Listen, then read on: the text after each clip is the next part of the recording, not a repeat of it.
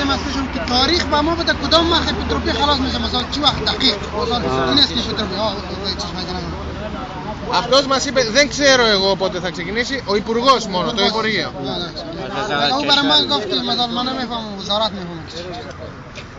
Άρα εμείς ζητήσαμε τρίτο, κλείσε μας συνάντηση με τον Υπουργό.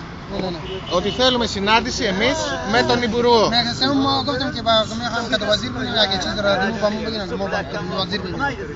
Το Παπουτσί. Και μας είπε ότι θα στείλει φαξ που θα ζητάει αυτή τη συνάντηση. Αυτός εδώ.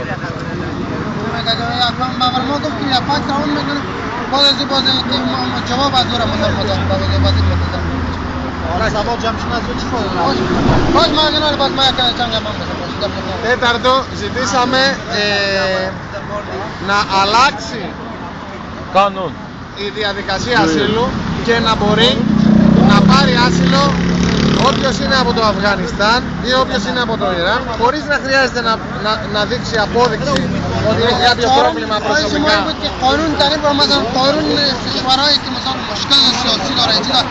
بدون از اینکه تو بگویی که من مشکل شخصی دارم مثلا من دشمن دارم من با دولت خلاف دارم باید که کشور که مشکل داره اون مردم بدون از اینکه مشکل شخصی در نظر بگیرن مشکل کل کشور در نظر بگیرن اسناد داده شود. Λοιπόν, αυτό μας είπε και αυτό θα το συζητήσουμε.